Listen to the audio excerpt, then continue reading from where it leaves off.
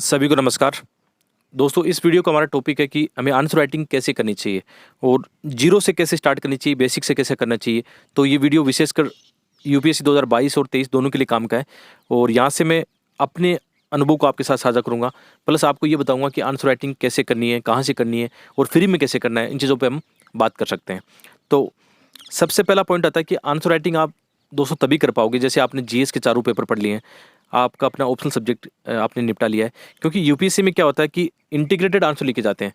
तो सबसे बड़ी आंसर तो आप तभी लिख पाओगे जब आपका पूरा सिलेबस आपका एक बार कवर हो जाएगा। तो मेरा ये मानना है कि जैसे 2023 की आप एग्जाम दे रहे हो, तो आप 2-4 महीने में पहले अपना एक सिलेबस निपटा लो और उसके बाद में आप आंसर राइटिंग शुरू करना। और आंसर का ये है कि आप लिखने का प्रयास करना, चाहे आप कैसा भी लिखते हो, चाहे आप बहुत बकवास लिखते हो, बेकार लिखते हो, कोई फ़र्क नहीं पड़ता। लिखने की एक शुरुआत होती है, धीरे-धीरे देखना आपकी आंसर राइटिंग में एक रचनात्मक सुधार आने लग जाएगा। तो ये आपको करना है। अब बात करते हैं कि आपको कैसे सीखना है। तो मेरा ये मानना है कि सबसे इम्पोर्टेंट आपके लिए टॉपर्स की कॉपीज़, और टॉपर्स की कॉपीज़ हिंदी माध्यम के लिए कहाँ मिलेगी? विजन और दृष्टि की वेबसाइट पर फ्री ऑफ कॉस्ट आपको मिलने वाली है।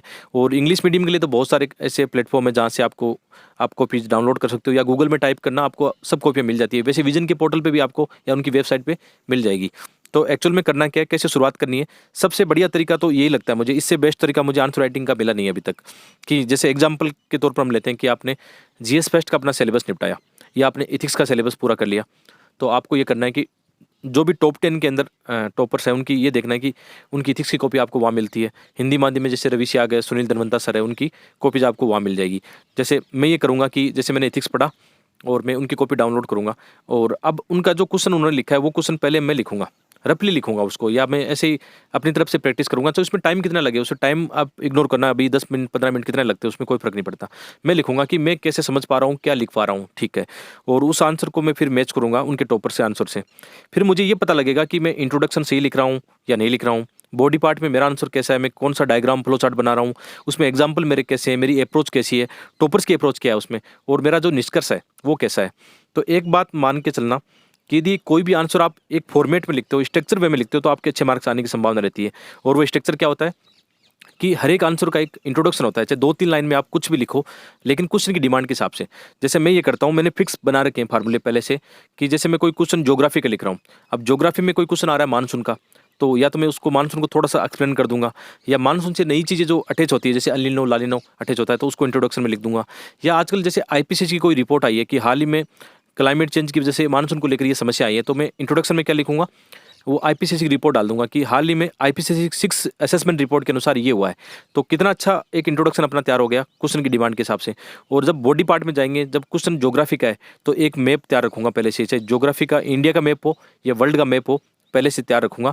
और उसकी डिमांड के हिसाब से, जैसे क्वेश्चन में मानसून में यदि एल नीनो को जोड़कर पूछा है, तो वर्ल्ड का मैप बना के उसमें एल नीनो दिखाऊँगा, कैसे इंडिया के मानसून को एल नीनो इफ़ेक्ट करेगा। तो बॉडी पार्ट में ये डिमांड रहती है कि यदि आप एक्स्ट्रा डायग्राम बनाते हो, तो आपको अच्छे मार्क्स मिलने वाले हैं। और फिर पॉइंट फॉर्म में लिखना, पैराग्राफ शैली छोड़ देना। पैराग्राफ शैली यहाँ पे काम नहीं करने वाली है अब। आप देखना टॉपर्स पॉइंट फॉर्म में लिखते हैं, चाहो तो आप पॉइंट को हेडिंग बना के लिखो, या 2-3 लाइन का एक पॉइंट फॉर्म में वैसे लिख दो, विद एग्जांपल इंटीग्रेटेड अप्रोच के साथ में। केवल पॉइंट लिख के नहीं छोड़ देना है, उसमें थोड़ा-सा इंटीग्रेट करना कि आप उसमें क्या कहना चाहते हो, और पक्ष में क्या दोगे, कुछ एग्जांपल डाटा, उसको आप क्या करोगे, उस बात के पक्ष में आप ये डाटा लिखोगे, सीधी-सी बात है ना। तो ऐसे करके 4-5 आयाम उसमें दिए, उसमें यदि पक्ष-विपक्ष की डिमांड रहती है, पक्ष-विपक्ष बताओ, उसमें क्रिटिकल एनालिसिस की डिमांड रहती है, तो वो कर दो, ठीक है।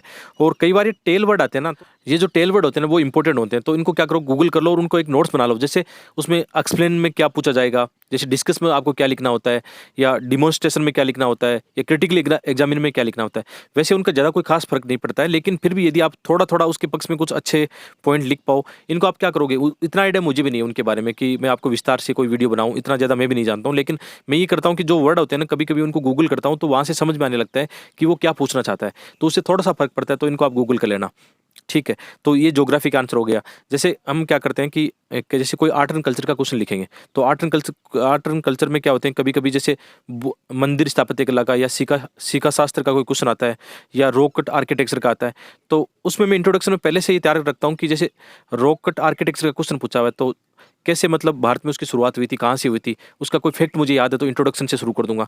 और बॉडी पार्ट में वही 4-5 मेरे पास एग्जाम्पल हो, जैसे भीमबेटका का एग्जाम्पल हो, या 12 गुफाओं का एग्जाम्पल हो, या उदयगिरी पहाड़ियों का एग्जाम्पल हो, तो उनके साथ इंगेज करके एक इंडिया का मैप बनाऊंगा और कहाँ कहाँ रॉक कट आर्किटेक्चर के एग्जाम्पल भारत में बने हुए वो उसमें दिखा दूंगा। तो ये मेरा एक मॉडल आंसर अच्छे से तैयार हो जाएगा। और निष्कर्ष में ये लिखूंगा कि कैसे आर्ट एंड कल्चर का अभी रिलीवेंस है, कैसे हमारे पर्यटन में, हमारे जीडीपी में इनका योगदान हो सकता है। मैं ऐसा लिखता हूँ और मार्क्स आए हैं। तो आप ये देखना कि कैसे स्ट्रक्चर में अपना आंसर लिखा जाएगा। जैसे हम इथिक्स की बात करें, इथिक्स का आप कोई मॉडल आंसर लिखना चाहते हो, तो जैसे आपने क्वेश्चन पूछ रखा है कोई नैतिकता का या इमोशनल इंटेलिजेंस का क्वेश्चन पूछा गया है, तो उसमें ये कोशिश करनी है हमें इंट्रोडक्शन पार्ट में उसकी परिभाषा को एक्सप्लेन कर देना है। जैसे इमोशनल इंटेलिजेंस क्या होता है, उसकी परिभाषा आपने 2-3 लाइन में बता दी, ठीक है। बॉडी पार्ट में उसके क्या आयाम पूछे गए हैं कि इमोशनल इंटेलिजेंस क्या हम सीख सकते हैं, क्या हम सीख कर आगे बढ़ सकते हैं, या इसका हमारी प्रैक्टिकल लाइफ में इसका क्या योगदान है, कैसे एक मतलब जो इथिकल जीवन होता है या इथिकल जो वैल्यू सिस्टम होता है उनके साथ कैसे इंगेज कर सकते हैं। तो उसके 4-5 आयाम प्लस सबके साथ अच्छे example, current example, historical example, अच्छे महान व्यक्तित्व के एग्जाम्पल उसमें ऐड कर सकते हो। और निष्कर्ष पार्ट में हमेशा ध्यान रखना, उसको इंगेज करना है हमारी जो सोसाइटी है, हमारा जो जस्टिस सिस्टम है, हमारे जो संवैधानिक वैल्यू सिस्टम है, उनके साथ इंगेज करके ये बताना कि इमोशनल इंटेलिजेंस कैसे हमारी सोसाइटी में काम आता है, कैसे हमारे देश के सब्सटेंट डेवलपमेंट में काम आता है। इनको आप देख लेना। आप तो एक बात समझ पा रहे हो ना कि कैसे मेरे पास पहले से स्ट्रक्चर है। चाहे आप मुझे कोई भी क्वेश्चन दो, मुझे उसके बारे में ज़्यादा नॉलेज नहीं है। जैसे कई बार क्वेश्चन कैसे आते हैं, बाउंसर वाले आते हैं, उसके बारे में पता नहीं होता हम क्या करें उसमें। लेकिन मेंस के एग्जाम में ये आप अप्रोच काम करेगी कि उस क्वेश्चन को आप थोड़ा बहुत समझ के उसको आप ऐड करते हो किसके साथ में, जैसे सामाजिक, आर्थिक, राजनीतिक, इन चीज़ों के साथ अटैच कर देना उसको, मानव कल्याण में उसको अटैच कर देना, तो वो क्वेश्चन आपका अच्छा बन जाएगा।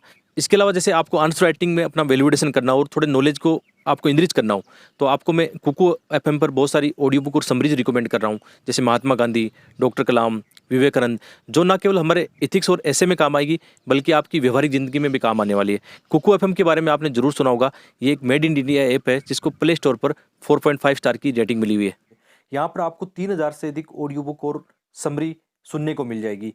वैसे तो इनका साल भर का प्राइस 399 रुपये होता है, लेकिन अभी एक शानदार ऑफर चल रहा है फर्स्ट 250 यूजर्स के लिए। आपको मेरा कोड इस्तेमाल करना है DJ50 और आपका प्राइस हो जाएगा 199 रुपये। यानी कितना अच्छा है कि एक बुक की प्राइस में आप साल भर यहाँ पे ऑडियो बुक लाइब्रेरी एक्सेस कर सकते हो।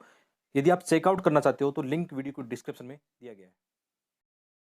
जैसे कई बार जीएस फेस्ट में ऐसे क्वेश्चन आते हैं, जैसे विशेषकर क्वेश्चन आते हैं कि एक बार क्वेश्चन आया था कि अरबों चीनी यात्रियों का यात्रा वृत्तांत को लेकर कुछ क्वेश्चन पूछा गया था। तो उसमें ज़्यादा कुछ स्कोप नहीं होता। अब हिस्ट्री, जिनके हिस्ट्री ऑप्शनल सब्जेक्ट है उनको तो नॉलेज होता है, लेकिन जैसे हमारे जैसे सामान्य स्टूडेंट होते हैं उनको पता नहीं होता। तो 2-4 नाम याद रहते हैं हमें चीनी यात्रियों के, इत सिंह के, हविन सांग के, इनके नाम याद रहते हैं। तो कुछ कुछ वहाँ से कुछ पॉइंट जुटा लिए। अरब यात्रियों में मतलब अब इब्न बतूता या अब्दुल रजाक वगैरह, इनके कुछ याद रहते हैं, या अलबुरनी वगैरह, इनका कुछ याद रहता है आपको, तो उनको एग्जाम्पल के रूप में इस्तेमाल करना। आप ये घबराना मत कि मुझे आता नहीं है, कुछ न कुछ लिख देना, उसमें नंबर आते हैं, मार्क्स आते हैं, इसमें कोई शक नहीं है। और उसको कोशिश करना कैसे हमारे सोसाइटी के साथ उसको जोड़ सकते हैं कि उन यात्रियों ने हमारे समाज के बारे में, हमारे आर्थिक सिस्टम के बारे में, या हमारी जो पॉलिटी राज व्यवस्था है उसके बारे में उन्होंने क्या कहा, धर्म के बारे में उन्होंने क्या कहा, महिलाओं के बारे में उन्होंने क्या बताया। तो ऐसे करके उसको इंगेज करके आराम से लिख सकते हो। बात करें हम पॉलिटी के एक क्वेश्चन की, जैसे GS2 के अंदर राज व्यवस्था और गवर्नेंस के टॉपिक आते हैं, तो उसमें ये कोशिश करनी है कि पॉलिटी वाले जो क्वेश्चन आते हैं उसके अंदर यदि आपको पहले से ही, जैसे संविधान संशोधन आजकल चल रहे हैं या कमेटीज बनती है, या आप ये मान सकते हो कुछ आर्टिकल चर्चा में रहते हैं या संविधान संशोधन चर्चा में काफ़ी रहते हैं, तो आप पहले लेके चलो कि जैसे कई बार होता है ना कि किसी टॉपिक के लिए, मतलब या जैसे जुडिशरी सिस्टम में ये कोई पॉइंट चल रहा है, दल बदल वाला मामला चल रहा है, तो इसमें पहले से आपके पास आर्टिकल होते हैं, संविधान के जो आर्टिकल होते हैं उनके संविधान संशोधन होते हैं, पहले से आपके पास लिस्ट होती है, तो मार्क्स लाने अच्छे, मार्क्स लाना आपके लिए ईजी हो जाएगा। तो आप ये कर सकते हो कि पॉलिटी वाले में ये काम कर सकते हो। याद रखना GS2 और GS3 के अंदर जितना करंट अफेयर से आप नोट्स बना सकते हो ना, वो आपके लिए ज़्यादा लाभदायक होगा। इस समय क्या करोगे, इस समय जैसे विजन की 365 आएगी मेंस वाली, वो आपके लिए काम आएगी। इसमें ज़्यादा कचरा मत पड़ना, एक रिसोर्सेज को फॉलो करना, वो मेंस में आपके काम आ जाएगा। और जैसे IR का क्वेश्चन आता है, तो IR में हम वैल्यूडेशन कैसे कर सकते हैं। तो IR में जैसे कोई भारत और चीन को पूछा जा रहा है, भारत और चीन का कोई भी क्वाड को लेकर या इंडो पैसिफिक जोन को लेकर कुछ पूछा जा रहा है, तो वहाँ पे एक इंडिया का और इंडो पैसिफिक जोन का एक मैप बना देना, वर्ल्ड का मैप बना देना, उससे बहुत फर्क पड़ता है, आपका वैल्यू एडिशन हो जाएगा। अब लोग जो आंसर राइटिंग के बारे में ज़्यादा नहीं जानते, वो लोग आलोचना करेंगे कि हर क्वेश्चन में आप मैप कर रहे हो, तो मैंने तो ये तरीका आजमाया हुआ है, इसकी वजह से मेरे 3 बार इंटरव्यू कॉल भी हुआ है, तो मैं वही बता सकता हूँ जो मैंने किया है और उसकी वजह से मार्क्स आए हैं। और आप मेरी बात पर विश्वास नहीं करते तो आप एक बार टॉपर्स की कॉपीज़ देखना एक बार, है ना, उनके मार्क्स आते हैं। क्योंकि जीएस फेस्ट में एक बार मेरे 117 मार्क्स आए थे। जीएस फेस्ट में मतलब मेंस के एग्जाम में 117 मार्क्स बहुत ज़्यादा होते हैं, वो भी हिंदी माध्यम में। और इस साल जैसे देखना आप, रवि सिया के भी 117 होंगे शायद टॉपर्स के उनके। तो देखना, तो मैंने यही तरीका अपनाया था कि मैंने अच्छे डायग्राम मैप उनको बनाए थे, लेकिन रिलीवेंट होना चाहिए। ऐसा नहीं कि हम जानबूझ के कुछ थोपना चाह रहे हैं, वैसा मत करना। रिलीवेंट होना चाहिए, क्वेश्चन की डिमांड के हिसाब से होना चाहिए।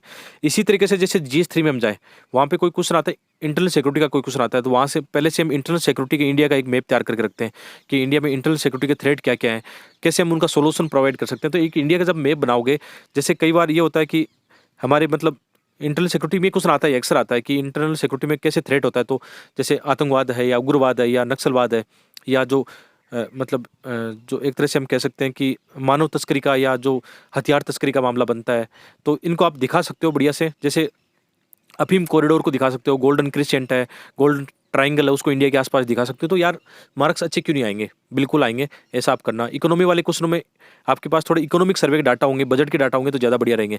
कोशिश ये पहले करो कि जैसे आप इकोनॉमी एग्रीकल्चर वाला क्वेश्चन लिख रहे हो या इंडस्ट्री का क्वेश्चन लिख रहे हो, तो आप बजट इकोनॉमिक सर्वे में पहले से ही क्या करो, डाटा निकाल के चलो। तो मैं उनमें क्या करता हूँ, इंट्रोडक्शन पार्ट में शुरू में ये करता हूँ कि हाल ही का जो इकोनॉमिक सर्वे 2020-21 के अनुसार ये बताया गया इसमें, है ना। इंट्रोडक्शन में लिख देता हूँ ये बात, और बाद में अंदर भी कहीं कोट करना हो तो इकोनॉमिक सर्वे को कोट करता हूँ या बजट को कोट कर देता हूँ उसमें, तो उससे मार्क्स अच्छे आते हैं। तो आप ये बात समझ पा रहे हो ना कि कैसे आंसर राइटिंग के अंदर छोटे छोटे टिप्स आपके लिए इंपॉर्टेंट हो सकते हैं। और आप मेरे मॉडल आंसर देखना, 1-2 दिन पहले मैंने टेलीग्राम पे शेयर किए, या प्लेलिस्ट में जाना, जो भी मेरे मॉडल आंसर लिखे हैं वहाँ पे पढ़ें।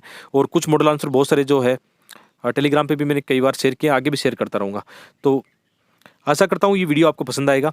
और आंसर राइटिंग के लिए यही लास्ट में मेरा कहना है कि सबसे पहले क्या करो, सिलेबस निपटाओ और प्रीवियस ईयर के क्वेश्चन को लिखना शुरू करो, टॉपर्स के आंसर कैसे लिखो। जब आपका इतना काम हो जाए ना, उसके बाद में कोई आप पेड टेस्ट सीरीज ज्वाइन कर लेना। तो आप कोई अच्छी सी पेड टेस्ट सीरीज देख लेना बाद में, ज़्यादा करने की आवश्यकता नहीं। 8-10 टेस्ट, फुल टेस्ट मिल जाए कहीं किसी अच्छी कोचिंग के, आजकल फ्री में मिल जाते हैं। मतलब जैसे आप प्री पास करते हो तो फ्री में बहुत सारे कोचिंग वाले प्रोवाइड कराते हैं, फ्री मेंटरशिप प्रोवाइड कराते हैं, तो वहाँ से उनको लिखने का प्रयास करना। तो ये लेसन पूरा ऐसा है कि आप फ्री ऑफ कॉस्ट कैसे तैयारी कर सकते हो।